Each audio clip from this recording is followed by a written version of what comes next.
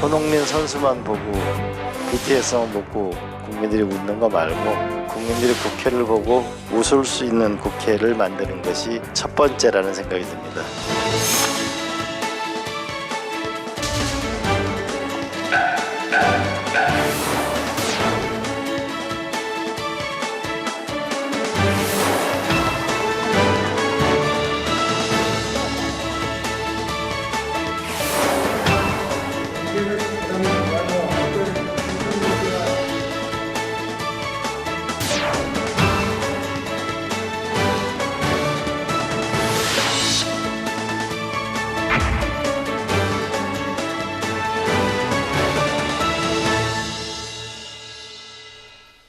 네, 이번 시간은 뉴스앤 파워 인터뷰 코너입니다. 새로운 희망을 만드는 국회, 제21대 하반기 국회의 슬로건입니다.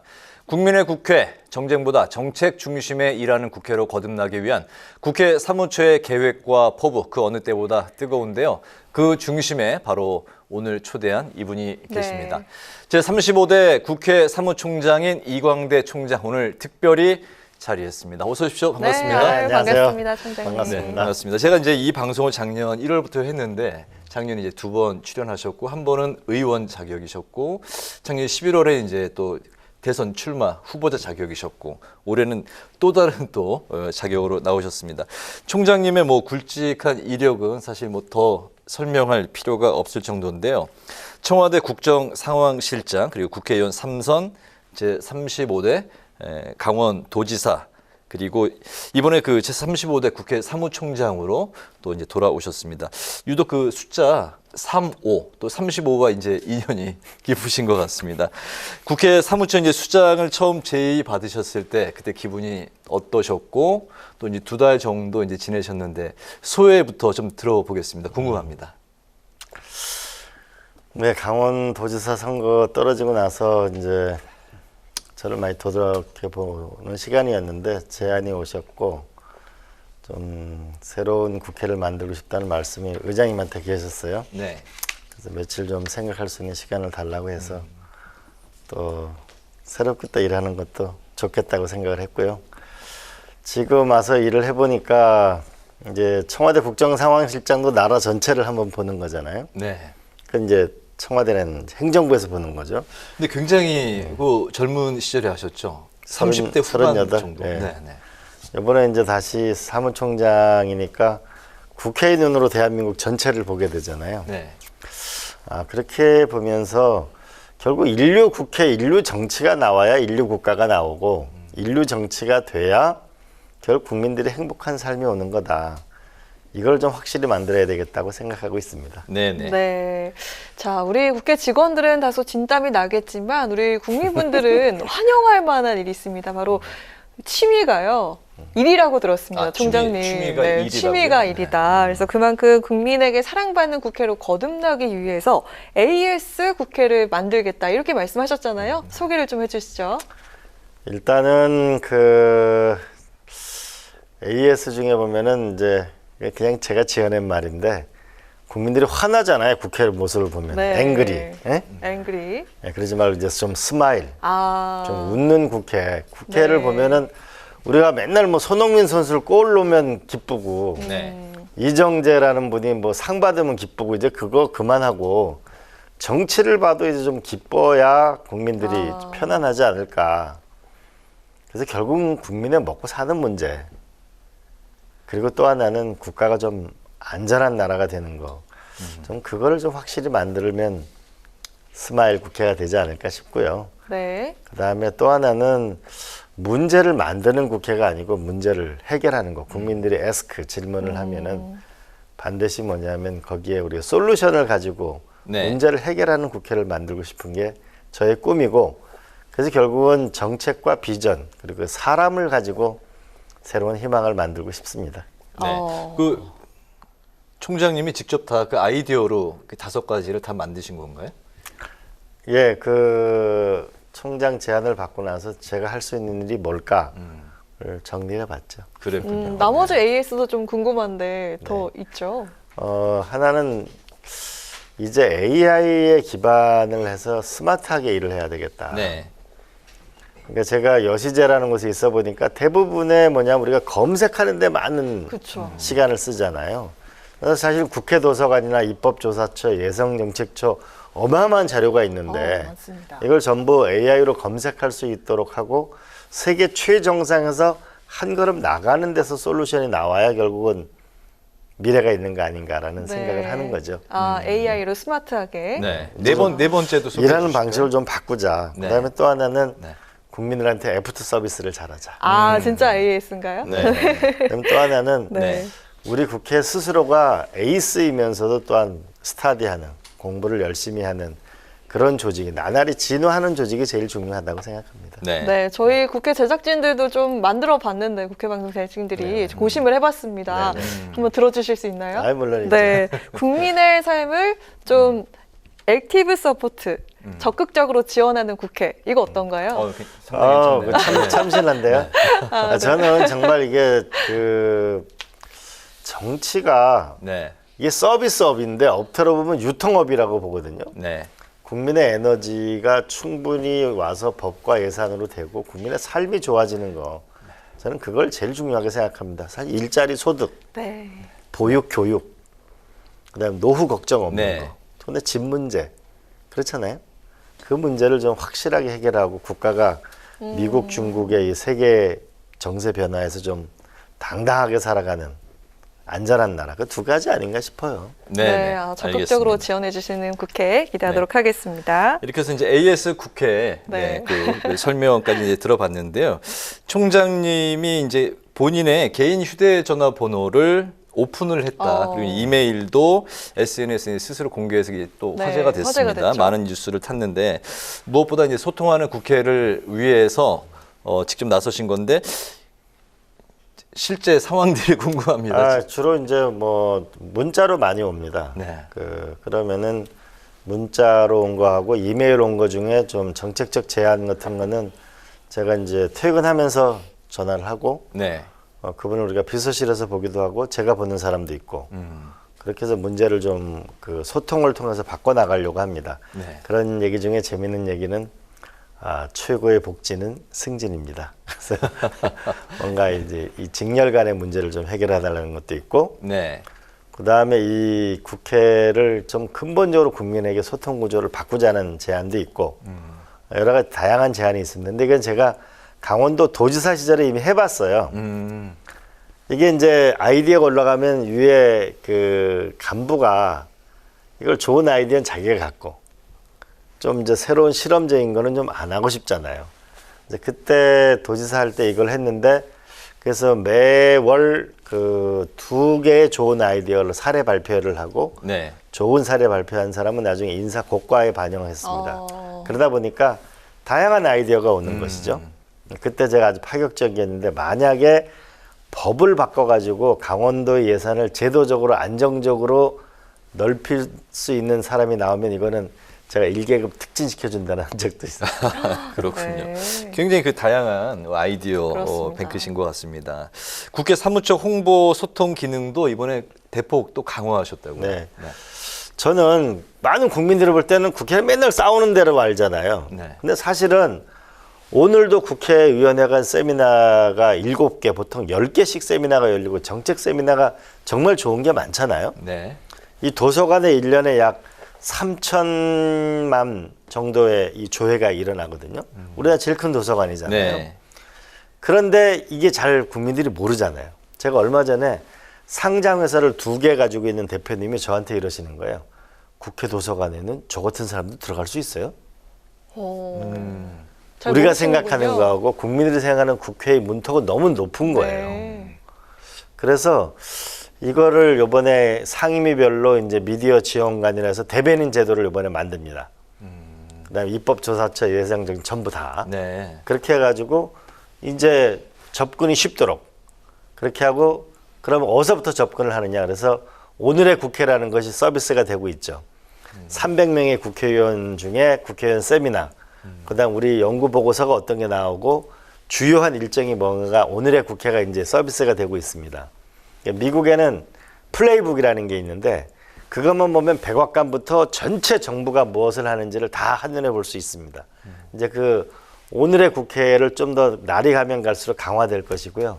그걸 보시면 아, 한국 국회가 이걸 하는구나 라고 해서 국민들이 아, 저기다 저 일을 시켜야 되겠구나. 저걸 부탁하면 바뀌겠구나 라고 해서 일하는 국회로 확실히 바꿔보려고 노력하고 있습니다. 네, 시민과 국민과 더 가까운 또 국회. 네, 그렇죠. 네. 문턱이 없는. 그래서 국회가 국민의 집처럼 돼야 되는 거죠. 아, 편안한 집처럼. 집. 네, 네. 그 내 인생 문제에 도움이 되는 그런 집인 거죠. 네. 네, 또 최근에 국외외 고위급 인사들이 국회 방문이 좀 는 것 같은데, 낸시 펠로시 하원 의장과 아까 오프닝 영상에서 팔꿈치 인사라는 걸 또 저희가 볼 수 있었고, 리잔수 위원장이랑도 좀 화기애애한 그런 분위기였는데요. 네. 의회 외교 강화를 위해서 좀 노력하고 있는 거 소개를 해주신다면 어떤 게 있을까요? 일단 의장님이 엑스포하고 방산 수출 관련해서 일단은 활발하게 움직이시고 네. 계시고요. 그래서 이번에는 이제는 시스템 외교를 해야 되겠다 그래서 한미, 한중, 한일도 상임위 대 상임위, 국방위, 외교위, 경제분과 이렇게 해서 상임위 대 상임위도 하고 그다음에 싱크탱크가 함께하는 이제 시스템 외교를 해야 되겠다는 게 하나고요. 네. 또 하나는 이제 점점 더 한국의 위상이 높아지면서 해외에서 방문하신 분들이 너무 많이 오시고 계세요. 네. 근데 그걸 여태까지 제한된 분들만 만났는데 국회 사랑제라는 곳에서 주요한 인사가 오시면은 네. 우리나라 경제단체한테 아예 다 연락을 합니다. 그러면 이분들과 만나고 싶은 분이 계시면 오시라고. 대한상의, 중소기업중앙회, 중견기업. 그럼 오시면은 그분들한테 도움이 되잖아요, 경제. 네. 그리고 또 하나는 이제 당장 내일만 하더라도 G7 국가의 대사님들하고 의장님하고 만찬이 있습니다. 네. 그래서 이제는 다른 나라는 전부 내각제가 많잖아요. 그러다 보니까 국회의원들의 힘이 강한 거죠. 그래서 의원회계가 중요하고 미국도 미국 국회의원들의 힘이 세잖아요. 네. 그래서 이제는 시스템 외교를 전면적으로 할 때가 됐다. 왜냐하면은 새로운 세계 질서가 태동하기 때문에 그렇습니다. 네, 그래서 네. 확실히 만들려고 합니다. 네, 의장님과 함께 밀착 동행을 하셨는데 혹시 좀 기억에 남는 에피소드 같은 게 있었을까요?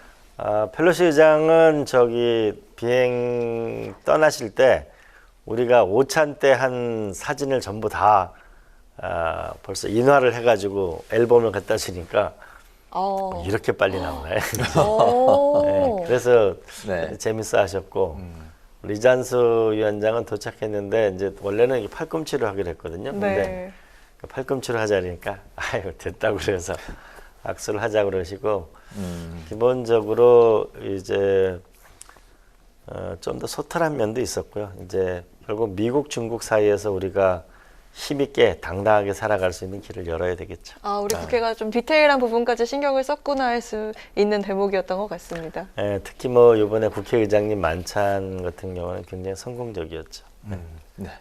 또 SNS 디지털에 또 관심이 지대하시다고 들었습니다. 디지털 국회 실현을 위해서 국회 여러 내외의 기관들과 빅데이터 협의체를 이제 구성하셨다고 들었는데요. 어떤 기대 효과를 이제 생각을 하셨고 또 실제 어떤 협업이 이루어지고 있는지 궁금합니다. 네. 결국은 정책이 중요한데 정책은 과학적이어야 되잖아요. 네. 그래서 말로만 하지 말고 데이터로 말해보고 뭔가 증거 기반의 우리가 정책을 만들어야 되지 않을까 싶습니다. 네. 그래서 저희가 도서관, 입법조사처, 그다음에 예산정책처, 미래연구원이라는 연구기관이 있고 국회의원들의 수많은 세미나가 있지 않습니까? 이거와 더불어서 우리가 연간 1조 원을 쓰는 우리가 경제인문사회연구회 그리고 키스티는 전 세계 1억 5천만 건의 논문을 전부 AI로 검색할 수 있는 그 시스템이 되어 있습니다. 네. 그 다음에 경제 관련된 통계를 갖고 있는 한국은행, 그 다음에 재정정보원, 예산 관련 통계죠. 네. 또 하나는 국민들이 어떻게 사는가는 통계청까지 우리가 같이 협력을 해서 이제 데이터를 기반해서 도대체 저출산 고령화라고 그러면 어떤 게 가장 정확한 정책이냐. 세계의 가장 선진적인 사례는 뭐냐. 이제는 증거 기반의 정책을 만드는 그런 시스템을 만들어야 되겠다. 그 생각해서 이제 시작 단계에 있는 거죠. 그렇군요. 네. 디지털 국회 이제 또 활성화를 위해서 2022 국회 데이터 활용 경진 대회를 또 주최하신다고요? 이게 어떤 겁니까? 이제 국회에는 데이터가 많잖아요. 지식 데이터가 많죠. 그다음에 이 숫자로 된 이 데이터를 이용해서 문제를 해결해 나가는 거죠. 네. 그래서 경진대회를 해서 상도 주고 그러려고 합니다. 이제 이게 점점 더 데이터가 많이 쌓이게 되면 훨씬 더 국민들이 문제 해결 능력이 이제 더 뛰어나지겠죠. 네네. 네. 알겠습니다. 저희 앵커들이 매일매일 이렇게 방송을 위해서 국회 출근하고 있는데 주변 이야기를 좀 들어보면 국회가 조금씩 변화하는 것 같다. 이런 좀 새바람이 불고 있다. 이런 분위기 좀 느낄 수 있거든요. 제발 그래야 돼. 네. 총장님께서는 앞으로 네, 국회에 어떤 미래를 그려나갈 것인지 청사진 한번 들어보도록 할까요? 저는 우리가 좀 싸우는 국회가 아니고 서로 격려하고 그리고 차이를 인정하는 좀 그런 국회가 됐으면 좋겠어요.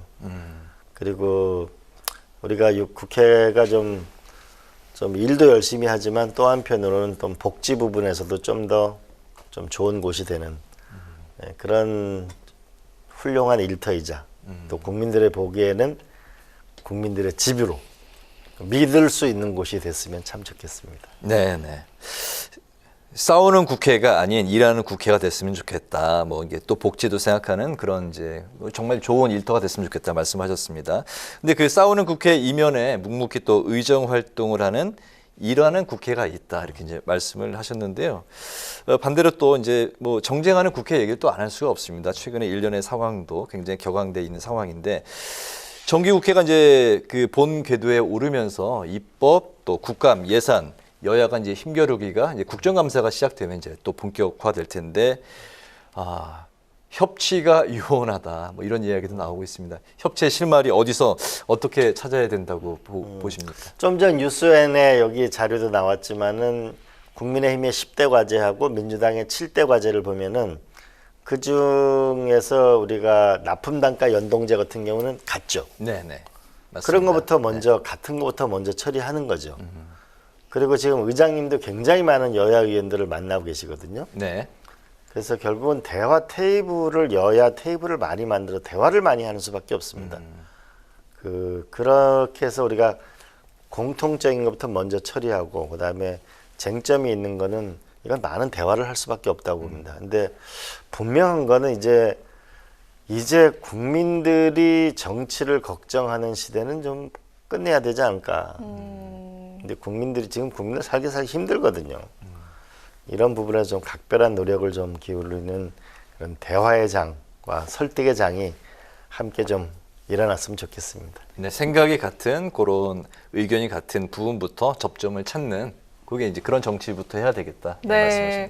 오늘 저희 뉴스엔이 이광재 총장님 오신다고 앞전에 그 전화 연결 코너도 삭제를 하고 긴 시간 편성을 했습니다. 이곳에 국장님, 네, 국장님도 와 계시고 그래서 저희가 좀 충분히 시간을 드리고 싶은데 벌써 마지막 질문입니다.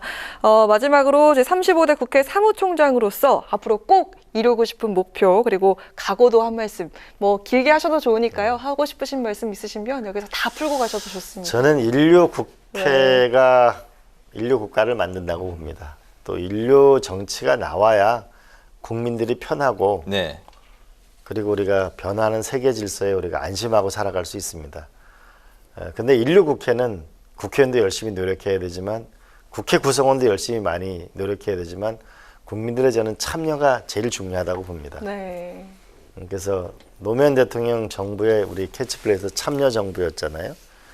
그래서 더 많은 국민들이 뜨거운 마음을 가지고 참여하고 그렇게 할 수 있는 시스템을 만들려고 합니다. 그래서 저는 정말 희망컨대 내년도에는 국회의원회관에서 열리는 매일 10개 이상이 열리는 세미나가 전부 유튜브로 생중계되고 그렇게 해서 많은 국민들이 참여하고 그래서 이 정책 소비자 운동을 만드는 그런 내가 필요한 정책을 만드는 그런 국회가 정말 되었으면 좋겠고요.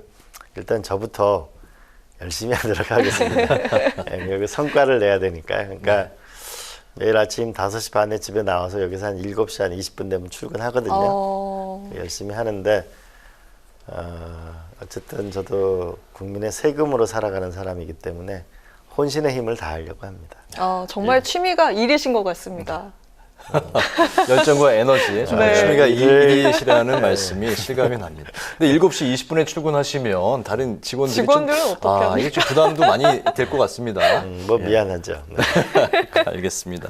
이제 오늘 그 뉴스앤파워 인터뷰 마칠까 하는데 못하신 말씀은 뭐 더 네. 없으실까요?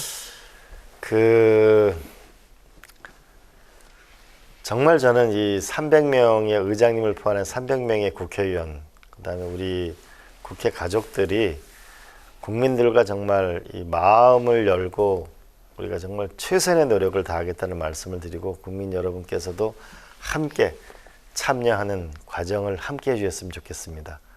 이제 대한민국은 새로운 나라로 향해 희망을 찾아 떠나야 된다고 생각합니다. 열심히 하겠습니다. 네, 알겠습니다. 네. 새로운 희망을 만드는 국회가 되기 위해서 저희 국회 방송도 앞으로 더욱더 네, 열심히 노력하도록 노력하겠습니다. 하겠습니다. 오늘 뉴스앤파워 인터뷰 지금까지 이광재 국회 사무총장과 함께했습니다. 총장님 오늘 말씀 잘 들었습니다. 네. 감사합니다. 감사합니다. 네. 그리고 우리 김진표 의장님이 아, 특별히 네. 노력하고 계시는데요. 아, 네. 네. 정말 열심히 하시거든요.